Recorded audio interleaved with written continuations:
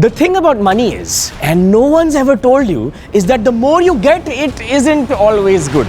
For example, when we live in times like this, you get this shiny little plastic thing and it's digital too, and you can swipe away and buy whatever you want because paisa to hum chuka hi denge. Who needs a plan and an Excel sheet to look at all the different charges, the yearly payments, the interest rates, because you don't even know that this exists. So today, we'll talk about something you know but don't want to address through a story of a friend or someone who always troubles me when I'm working. Abhishek. Oh, look at all that cash. You're investing now, right? Yeah, investing sorted. This is for my EMIs. EMIs? All the products that I've bought. Isn't that a lot? No, I'm getting increment next month, no? So everything is sorted. Dude, I know exactly how much your salary is. This is a lot. Plus increment. No. The increment may not happen. Even I don't know about it because I'm your boss technically. So, dude, tell me this. Do you know how much debt is too much debt? Too much debt? I am not in too much debt. I am fine. Anyone thinking of getting debt, has debt, or maybe wants to get rid of debt should watch this, because today we're going to sort with this guy out that he probably has way too much EMI and debt, and we'll find a way with all these three things. Are you ready? I am sorted. Maybe these guys are in debt. I am not.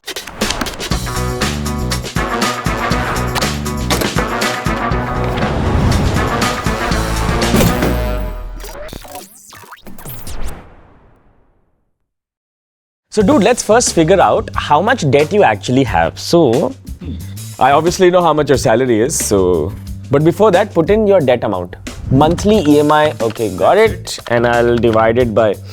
Nice! You have a debt to income ratio of 60%. That's nice. 60% of what you earn goes in EMIs. 40% I'm saving. No, this means how will you live your life, how will you grow, how will you invest, how will you take care of an emergency, what if someone gets sick. There are so many things in life you cannot predict, and that's what life mostly is.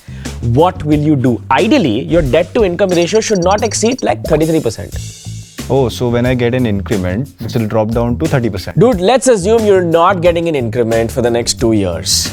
Huh? 33% ke upar if you're going, it is red zone. Now, everyone's life is different. I know you don't have a lot of liability. Right. But I have some friends, even at your age, that had to take care of parents and different things, and they had liability, which means even 33% for them would be really high. So judge what that number is. Check it out in the description. We've left some information for you, but it shouldn't cross 33% for you.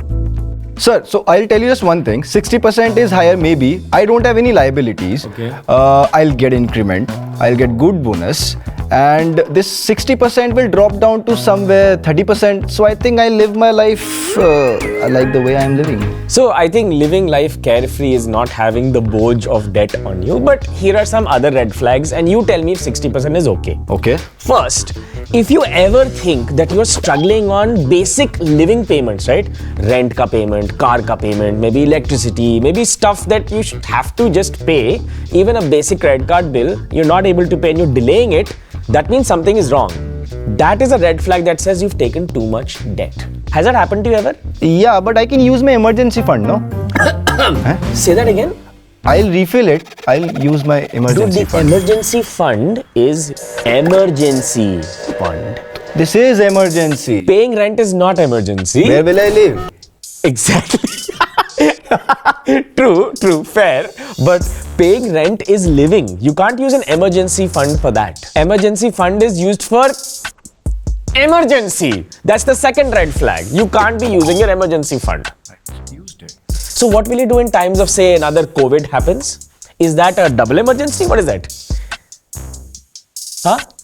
Third red flag, paying off a credit card with another credit card. I just did it. I bought this new card. Dude, hold up. Don't you think there's something wrong with that? Credit is money you don't own. Then you get another credit card to pay off this credit card. I'm paying that bill, no? It's a red flag. That's your third red flag. The fourth red flag. Sir, fourth red flag, I'll tell you. You are the red flag in my life. My exes used to call me red flag. Again, you are calling me red flag. Red flag. Fine. It's actually simple math. It's nothing to do with me and your girlfriends and you. Fine. I think it's simple math. And just like we have girl math, boy math, we have alcohol math. See, when you have one nice drink, do you stop at one? No. You go for the second, and then you have to have a third. But तीन तो दुश्मन के साथ पीते हैं, so you have to have the fourth. So it seems like alcohol multiplies itself. When you start, you can't stop. And there's always a reason to continue. It's exactly like debt math. When you start, you can't stop, and you like it, and it keeps growing, and that's a problem. Oh.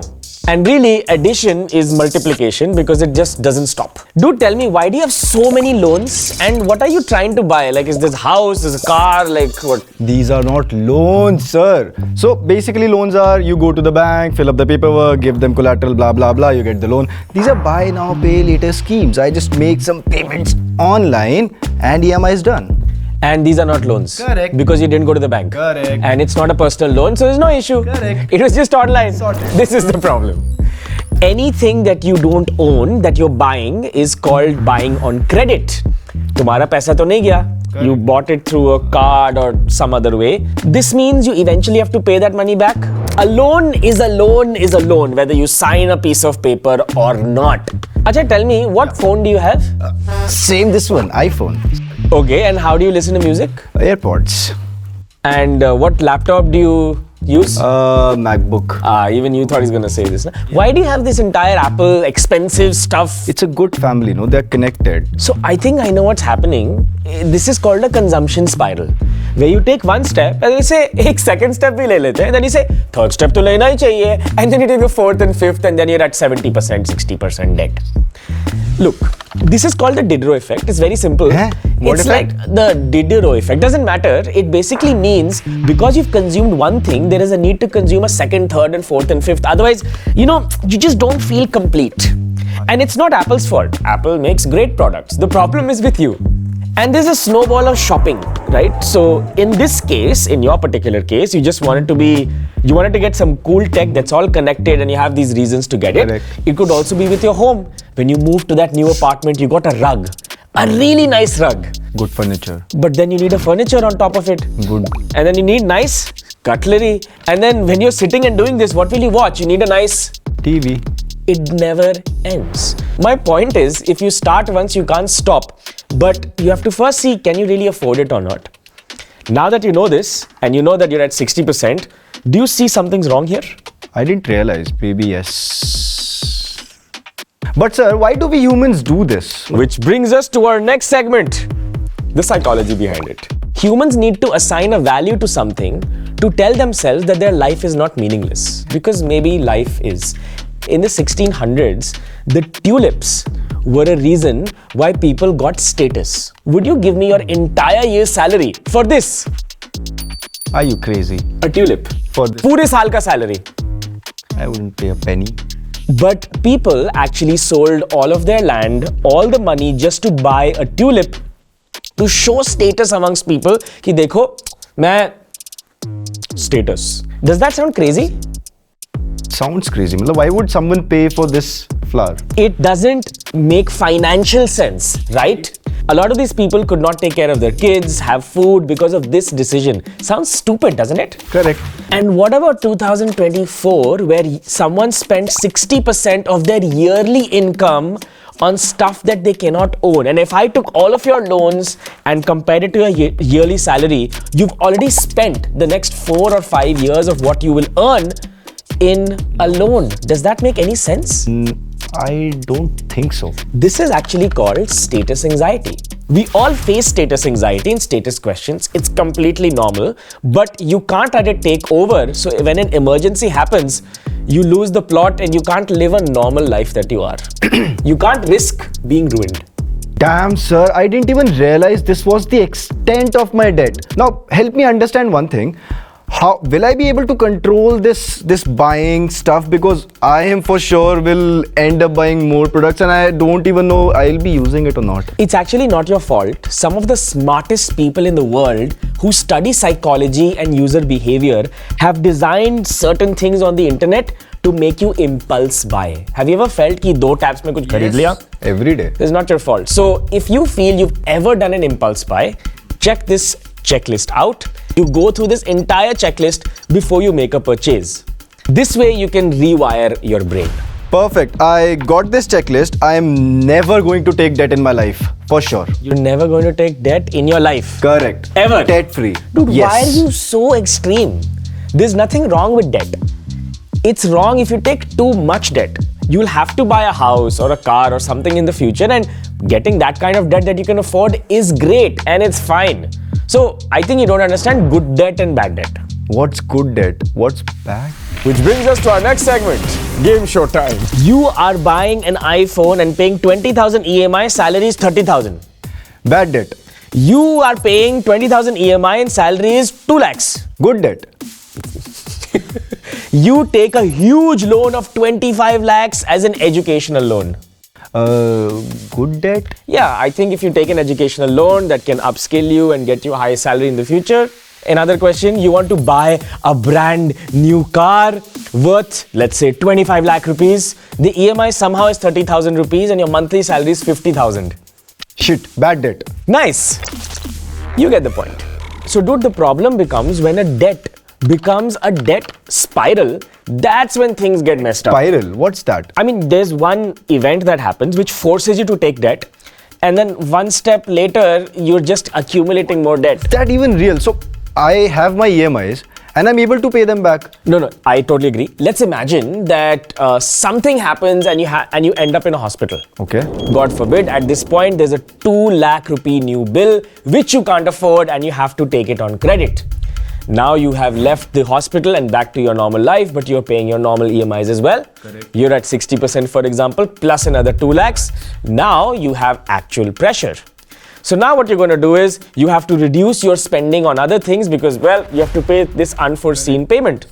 But now what happens is you have to start paying minimum payments in all your debt because, well, salary to utni hi hai. Because of that, your credit score gets hit and your credit score comes down, which means any future loans will be more expensive, and if it's too low, worse, you won't get a loan at all. After this, you get a little demotivated at work because there's so much stress, and maybe you miss that pay rise because your performance in the office isn't as good. Again, more pressure now on the income side. Now that you're paying your minimum dues, after 6 months, you realize, damn, my total debt has increased because minimum debt means more interest. More interest, and your entire thing has become this huge ball of a problem. Now you don't like your life, and maybe the office is not doing well. Maybe you might lose your job, and this is called a debt spiral. It'll go on and on until a point where you actually crack, which means the real security and freedom is not having debt and deal with life's uncertainties. Does that make any sense? So that was the story of Abhishek. But the real question you need to ask yourself is, set pasand aaya kya? Did you enjoy this? Acting pasand aayi? Let me know and put it in the comments below. What are you doing about your debt in your life? And if you don't have debt, say I don't have, and we'll give it a like. Bye.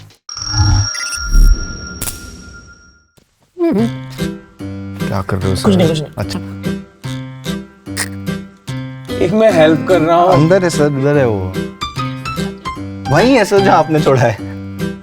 एक तो cash में कौन invest करता है? हाँ बोल दे, little हाँ बोल ना. Sir little I'll. अब तो हो गया सर, अब मैं ऐसे नो लिटिल. स्मॉल की लाश. क्या बोल रहे हो? क्या बोल रहे हैं? नहीं सही लगा, काट देगी. I have a car, I have a house, I don't have a wife. I have girlfriends. Ex. अरे